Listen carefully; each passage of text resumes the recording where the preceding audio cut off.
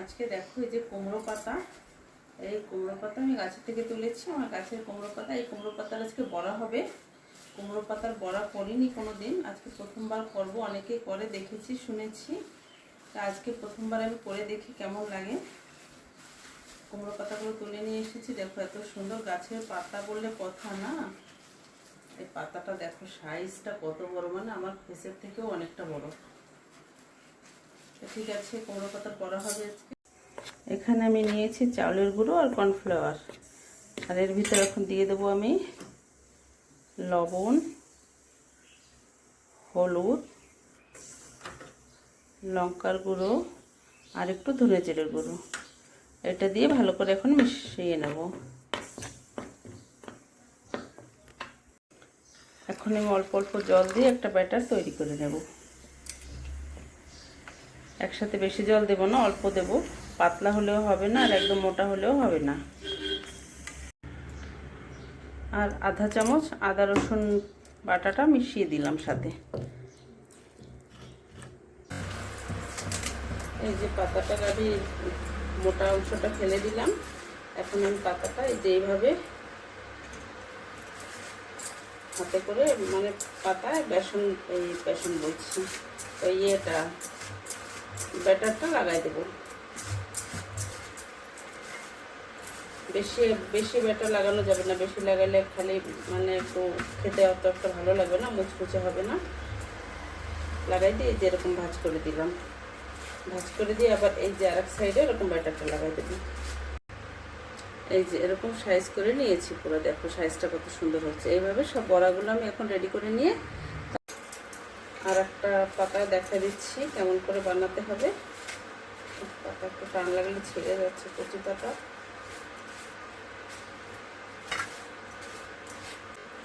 এইভাবে পুরো পাতায় ব্যাটারটা লাগিয়ে নিয়েছি, তারপরে আবার ভাঁজ করে দিলাম।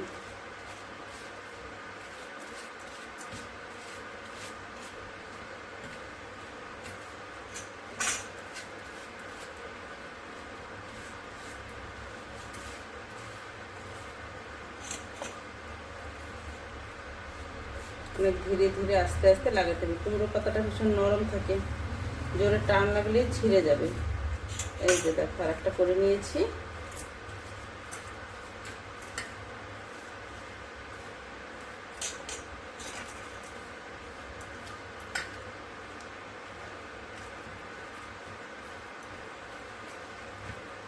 এই যে একটা করে নিয়েছি, এইভাবে সব বানিয়ে ফেলবো।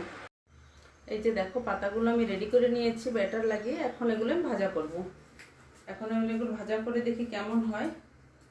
এমনি তো সুন্দর হয়েছে ব্যাটার দিয়ে, একদম সাইজগুলো দেখো, একটু ছোট বড় হয়েছে, একটা মোটা একটা পাতলা, ঠিক আছে, কোনো ব্যাপার নেই। ভাজা হলে তো সবই ঠিক হয়ে যাবে। তো চলো তাহলে ভাজা করি।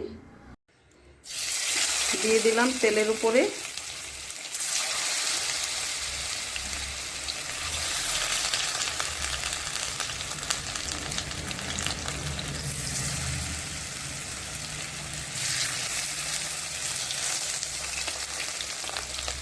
দেখো, এখন ভাজা হোক ধীরে ধীরে। এইগুলো একটু ঢাকা দিয়ে রেখে দেবো কিছু সময়ের জন্য।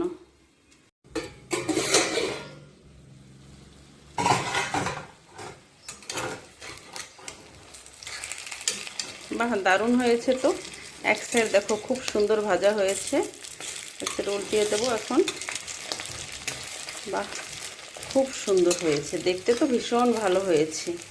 মানে এত তাড়াতাড়ি হয়ে যাবে, এত সুন্দর মুচমুচে বুঝতেই পারিনি। দেখো আবার একটু ঢাকা দিয়ে রেখে দেবো কিছু সময়।